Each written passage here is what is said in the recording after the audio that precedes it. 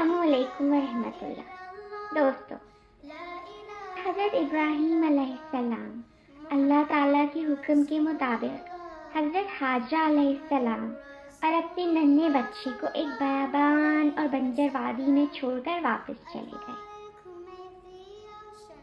اللہ تعالیٰ کے حکم سے وہاں پر ایک چشمہ جاری ہو گیا۔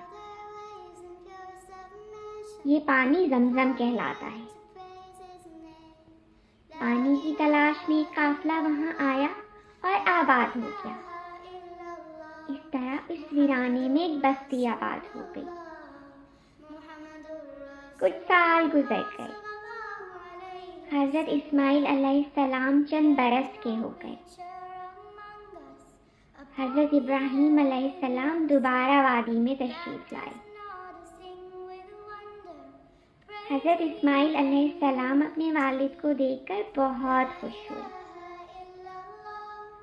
اللہ تعالیٰ نے حضرت ابراہیم علیہ السلام کو حکم دیا کہ وہ اپنے بیٹے حضرت اسماعیل علیہ السلام کو قربان کر دیں۔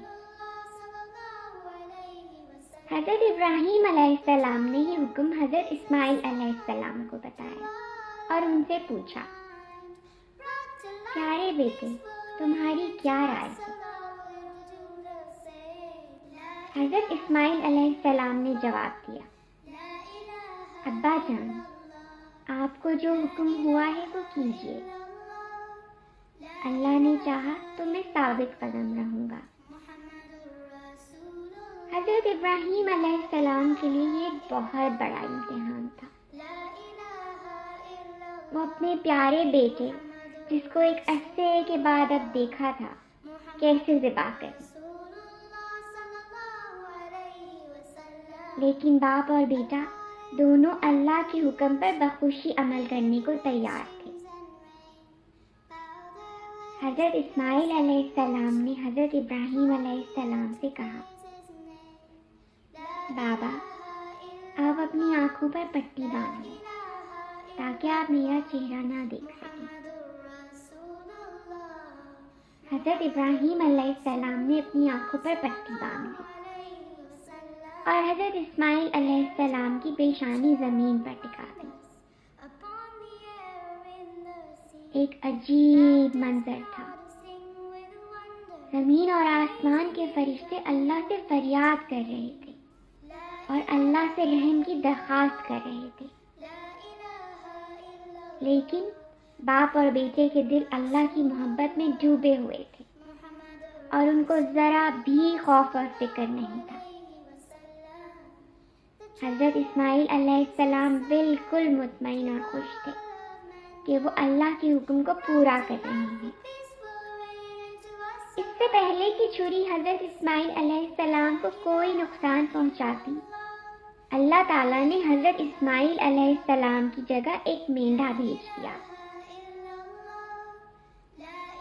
جب حضرت ابراہیم علیہ السلام نے اپنی آنکھوں سے پٹی ہٹائی تو دیکھا کہ مینڈھا ذبح ہوا تھا اور حضرت اسماعیل علیہ السلام حضرت جبرائیل علیہ السلام کے ساتھ کھڑے مسکرا رہے تھے۔ اللہ تعالیٰ کو ان کی یہ قربانی اتنی پسند آئی کہ تمام دنیا کے مسلمان عید الاضحیٰ کے موقع پر اس قربانی کی یاد تازہ کرتے ہیں اور جانور ذبح کرتے ہیں۔ وقت گزرتا گیا۔ حضرت اسماعیل علیہ السلام بڑے ہو گئے اور ان کی شادی قبیلہ بنی جرہم کی ایک لڑکی سے ہو گئی۔ حضرت اسماعیل علیہ السلام بہترین شہ سوار اور تیر اندازی کے ماہر تھے۔ وہ بہت دیانتدار اور وعدے کے پابند تھے۔ حضرت اسماعیل علیہ السلام اپنے خاندان اور بنی جرہم قبیلے کو ہمیشہ نماز ادا کرنے اور زکوٰۃ دینے کی تلقین کرتے۔ اللہ سبحانہ و تعالیٰ نے ان کو اپنا نبی بنایا اور ان کے اعلیٰ کردار اور خوبیوں کو قرآن پاک میں بیان فرمایا ہے۔ حضرت ابراہیم علیہ السلام ایک بار پھر اس وادی میں تشریف لائے۔ اس دفعہ اللہ تعالیٰ نے ان کو حکم دیا تھا کہ وہ اس وادی میں اللہ تعالیٰ کی عبادت کی جگہ تعمیر کریں۔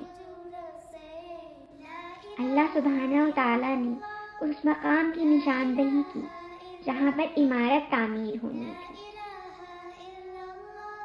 حضرت ابراہیم علیہ السلام نے حضرت اسماعیل علیہ السلام کو اللہ تعالیٰ کے حکم کے بارے میں بتایا۔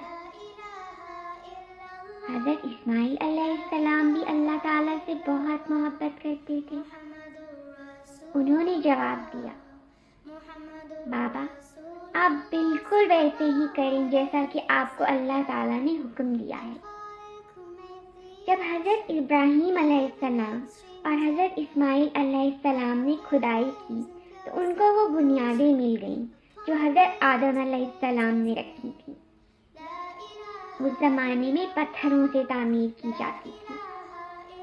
باپ اور بیٹا دونوں پتھر کاٹتے اور اس جگہ پر لاتے جہاں تعمیر کا حکم ہوا تھا۔ پتھروں کو ایک دوسرے پر رکھ کر آخر کار وہ ایک عمارت تعمیر کرنے میں کامیاب ہو گئے۔ جب دیواریں حضرت ابراہیم علیہ السلام کے قد کے برابر پہنچ گئیں تو اللہ تعالیٰ نے جنت سے ایک پتھر بھیجا۔ اس زمانے میں کرینز یا سیڑھیاں تو نہیں ہوتی تھی۔ اللہ تعالیٰ نے اس پتھر کو حضرت ابراہیم علیہ السلام کے حکم کے تابع کر دیا۔ وہ اس پتھر پر پاؤں رکھ کر کھڑے ہو جاتے اور اس کو حکم دیتے تو وہ ان کو لے کر اوپر اور نیچے چلا جاتا۔ اس پتھر پر حضرت ابراہیم علیہ السلام کے پاؤں کے نقش بھی بن گئے۔ یہ پتھر مقام ابراہیم کہلاتا ہے اور آج بھی موجود ہے۔ یہ عمارت کعبہ کہلاتی ہے۔ تمام دنیا کے مسلمان اس کی طرف منہ کر کے نماز ادا کرتے ہیں۔ اس طرح اللہ سبحانہ وتعالیٰ نے وہ معزز اور مکرم شہر آباد کیا جس کو ہم مکہ مکرمہ کہتے ہیں۔ اللہ تعالیٰ نے اسے اپنی رحمت اور برکت والا شہر بنایا ہے۔ اس کو تمام دنیا کے مسلمانوں کے لیے قبلہ مقرر کیا ہے۔ ہر سال لاکھوں مسلمان مکہ مکرمہ حج اور عمرے کے لیے جاتے ہیں۔ اسی شہر کو اللہ تعالیٰ نے اپنے آخری اور پیارے نبی حضرت محمد صلی اللہ علیہ وآلہ وسلم کی پیدائش کے لیے منتخب کیا۔ اللہ تعالیٰ نے حضرت ابراہیم علیہ السلام اور حضرت اسماعیل علیہ السلام کو مختلف امتحانات سے آزمایا اور ان پر اپنی بے شمار رحمت نازل فرمائی۔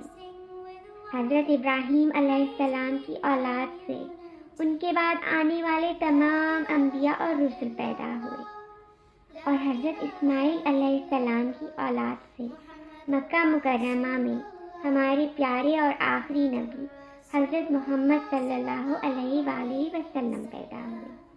حضرت اسماعیل علیہ السلام کی اولاد مکہ میں خوب پھلی پھولی۔ اللہ تعالیٰ کے فضل سے وہ لوگ ہمیشہ نرم مزاج اور نیک فطرت رہے۔ یہ لوگ عرب کے نام سے پہچانے جاتے تھے۔ حضرت اسماعیل علیہ السلام کا خاندان کعبہ کی دیکھ بھال پر مامور تھا۔ لوگ اللہ تعالیٰ کی عبادت کرتے، نماز پڑھتے اور حضرت ابراہیم علیہ السلام کے بتائے ہوئے طریقے پر چلتے۔ وقت گزرنے کے ساتھ بنو جرہم نے مکہ میں اپنی حکومت بنا لی۔ صدیاں گزر گئیں۔ آخر کار ایک شخص جس کا نام عمرو تھا مکہ سے شام گیا۔ شام کا علاقہ مکہ سے دور تھا اور وہاں کے لوگ مٹی اور پتھر کے بتوں کی پوجا کرتے تھے۔ عمرو کو وہ بت بہت پسند آئے۔ وہ شام کے علاقے سے ایک بت جس کا نام حبل تھا مکہ لے کر آ گیا۔ عمرو مکہ کے قبیلے کا سردار تھا اور بہت سخت مزاج تھا۔ سب لوگ اس سے بہت ڈرتے تھے۔ مکہ واپس آ کر عمرو نے کیا کیا، یہ جاننے کے لیے آپ کو اگلی قسط کا انتظار کرنا ہوگا۔ السلام علیکم ورحمۃ اللہ۔